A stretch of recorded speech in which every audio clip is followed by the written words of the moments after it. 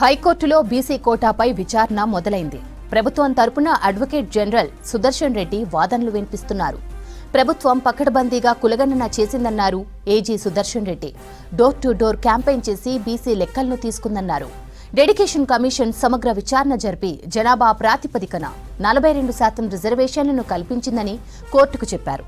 చట్ట సవరణ బిల్లును ఉభయ సభలు ఏకగ్రీవంగా ఆమోదించాయని తెలిపారు. ఇక దీనికి సంబంధించిన పూర్తి సమాచారం షరీఫ్ అందిస్తారు. షరీఫ్, హైకోర్టులో వాదనలు మొదలయ్యాయి కదా, అప్డేట్స్ ఏంటి? 2:15 వాదనలు మొదలైనాయి. ప్రభుత్వం తరఫు వాదనలు అడ్వకేట్ జనరల్ సుదర్శన్ రెడ్డి వినిపిస్తున్నారు. నిన్న క్వశ్చన్ చేసింది కోర్టు, బిల్లును నోటిఫై చేశారా అనేటువంటి క్వశ్చన్ని చేసింది. దానికి రిప్లైగా ఇవాళ విచారణ ప్రారంభం కాగానే అడ్వకేట్ జనరల్ సుదర్శన్ రెడ్డి సమాధానంగా చెప్పారు. మార్చి నుండి గవర్నర్ వద్ద పెండింగ్లో బిల్ ఉంది. గవర్నర్ మరియు ప్రెసిడెంట్ అనుమతి ఇస్తేనే గెజెట్ వస్తుంది అనేటువంటి మాటను రిప్లైగా చెప్పారు. ఇక తమిళనాడు కేసులో సుప్రీంకోర్టు తీర్పు ప్రకారం 6 నెలలకు పైబడి పెండింగ్లో ఉంది కాబట్టి గవర్నర్ అనుమతి పొందినట్టే అని భావిస్తున్నామనేటువంటి విషయాన్ని చెప్పారు. నిన్న కోర్టు కామెంట్ ప్రశ్నకు సంబంధించి రిప్లై ఇది. మరొక అంశాన్ని కూడా ఏజీ చెప్పారు. బిల్లుపై గవర్నర్ అనుమతి వచ్చినట్టే భావిస్తున్నాం కాబట్టి యాక్ట్ అమల్లో ఉన్నట్టే అనేటువంటి విషయాన్ని చెప్పారు. దీనిపై ప్రత్యేక నోటిఫికేషన్ అవసరం లేదు అనేటువంటి విషయాలనైతే చెప్పారు.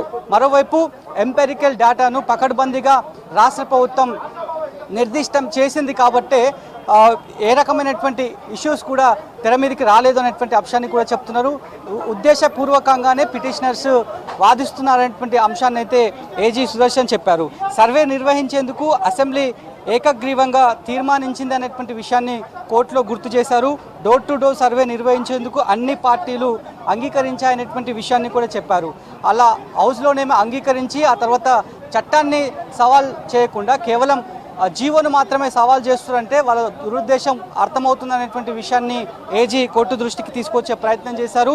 సర్వే నిర్వహణ కోసం నోడల్ అధికారిగా ప్లానింగ్ కమిషన్ ఉంటుందనేటువంటి విషయాన్ని చెప్పారు. సర్వేను 60 రోజుల్లో పూర్తి చేశారా, రెజల్యూషన్ తెచ్చామనేటువంటి విషయాన్ని అయితే ఏజీ కోర్టుకు తీసుకొచ్చారు. ఇక door to door house hold survey ద్వారా బీసీల సంఖ్య తేల్చామనేటువంటి విషయాన్ని చెప్పారు. అక్యురేట్గా ఎంపెరికల్ డేటా ప్రకారం 57.6% బీసీలు door to door test survey చేసినప్పుడు వాళ్ళ సంఖ్య తేలిందని అనేటువంటి అంశాన్ని చెప్పారు. బీసీల సంఖ్యపై ఎలాంటి అభ్యంతరం లేనప్పుడు పిటిషనర్లు రిపోర్ట్ ఎందుకు చూపించాలనేటువంటి అంశాన్ని చెప్పారు. ఎందుకంటే నిన్న మనం చూసినాం, రెడ్డి జాగృతి తరఫు నుంచి పిటిషనర్ తరఫు న్యాయవాదులంతా కూడా కొన్ని వాదనలు కోర్టు ముందుకు తీసుకొచ్చే ప్రయత్నం చేశారు. ఎంపెరికల్ డేటా తప్పుల తడకగా ఉందనేటువంటి అంశాన్ని చెప్పారు. దానికి కౌంటర్గా వాళ్ళు చెప్తున్నారు. ఇవాళ అడ్వకేట్ జనరల్ సుదర్శన్ రెడ్డి వాటికి రిప్లైగా చెప్పారు. ఎంపెరికల్ డేటా ఆధారంగానే డోర్ టు డోర్ సర్వే చేసి ఎంపెరికల్ డేటాను నిర్దిష్టం చేసినాం, 57% పైగానే ఉన్నటువంటి విషయాన్ని చెప్తున్నాం అనేటువంటి విషయాన్ని చెప్పారు. మరోవైపు ఇంకా వాదనలు కొనసాగుతున్నాయి. అభిషేక్ మను సింఘ్వి వాదనలు జరిగేటువంటి అవకాశం ఉంది. ఆ తర్వాత కర్ణాటక మాజీ ఏడీజీగా అంటే అడ్వకేట్ జనరల్గా ఉన్నటువంటి రవివర్మ కుమార్ ఆయన కూడా ప్రభుత్వం తరఫు వాదనలు వినిపించేటువంటి అవకాశం ఉంది. మరోవైపు ఇందులో గవర్నమెంట్కి సపోర్ట్గా GOMS 9 అదేవిధంగా అమెండ్మెంట్ పంచాయతీరాజ్ అమెండ్మెంట్కి సంబంధించినటువంటి 41 ఏదైతుందో ఆ రెండింటికి సంబంధించి వాటికి సపోర్టెడ్గా దాదాపు 20కి పైగా ఇంప్లీడ్ పిటిషన్స్ దాఖలయ్యాయి. ఆ ఇంప్లీడ్ పిటిషన్స్ పైన తమ వాదనలను కూడా వినాలి, కన్సిడర్ చేయాలని చెప్పి నిన్నటి నుంచి పిటిషన్దారులంతా కూడా న్యాయస్థానాన్ని వేడుకుంటున్నారు. కాబట్టి ఇవాళ వాళ్ళ వర్షన్ని కూడా వినేటువంటి అవకాశం ఉంది. ఎందుకు బీసీలకు సంబంధించినటువంటి రిజర్వేషన్ కావాల్సినటువంటి అవసరం ఉంది, గత సుప్రీంకోర్టు మార్గదర్శకాలు ఏమేమి ఉన్నాయి రిజర్వేషన్లకు సంబంధించి, ఆ తర్వాత హైకోర్టు మార్గదర్శకాలు ఏమేమి ఉన్నాయనేటువంటి అంశం పైన కొన్ని గ్రౌండ్స్ని మేము ప్రిపేర్ చేసుకున్నాం. వాటిని కూడా న్యాయస్థానం వినాల్సినటువంటి అవసరం ఎంతైనా ఉంది అనేటువంటి విషయాలను అయితే ఇంప్లీడ్ అయినటువంటి పిటిషనర్స్ వాళ్ళ తరఫు ఉన్నటువంటి కౌన్సిల్స్ అంతా కూడా కోర్టుని రిక్వెస్ట్ చేస్తున్నటువంటి సిచ్యువేషన్. సో ఇవాళ కూడా లేట్ అయ్యే అవకాశం ఉంది. విచారణ సుదీర్ఘంగా వాదోపవాదాలు ఇరువైపులా జరిగేటువంటి అవకాశం కనిపిస్తోంది. మరోవైపు కొద్దిసేపటి క్రితమే మంత్రి జూపల్లి చేరుకున్నారు. అంతకంటే ముందు వాకిటి శ్రీహరి చేరుకున్నారు. కొంతమంది కార్పొరేషన్ చైర్మన్లు కూడా చేరుకున్నారు. కాంగ్రెస్ పార్టీకి సంబంధించినటువంటి బీసీ నేతల బృందం అంతా కూడా కోర్టు దగ్గరనే అందుబాటులో ఉంటున్నారు. ఎప్పుడు ఎలాంటి తీర్పు రాబోతోంది, ఎప్పుడు ఏ రకమైనటువంటి ఆర్గ్యుమెంట్స్ జరగబోతున్నాయనేటువంటి ఇంట్రెస్టింగ్గా వాళ్ళంతా కూడా చూస్తున్నారు.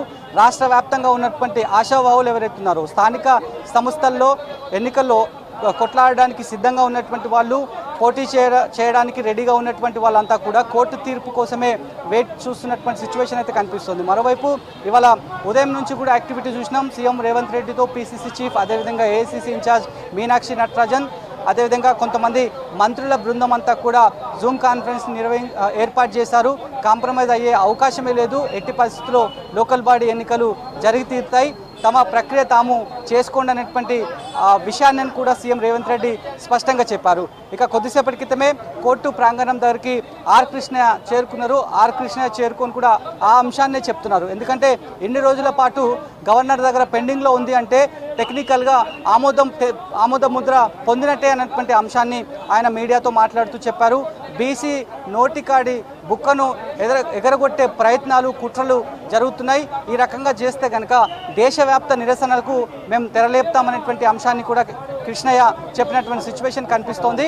ఇప్పటికైతే అడ్వకేట్ జనరల్ సుదర్శన్ రెడ్డి వాదనలు కొనసాగుతున్నాయి. ఆ తర్వాత అభిషేక్ మను సింఘ్వి వాదనలు ఉంటాయి. నెక్స్ట్ ఆ తర్వాత రవికుమార్ వర్మ వాదనలు, ఆ తర్వాత మళ్ళీ పిటిషనర్స్ కౌన్సిల్స్ తరఫు వాదనలు జరిగేటువంటి ఛాన్సెస్ అయితే కనిపిస్తున్నాయి.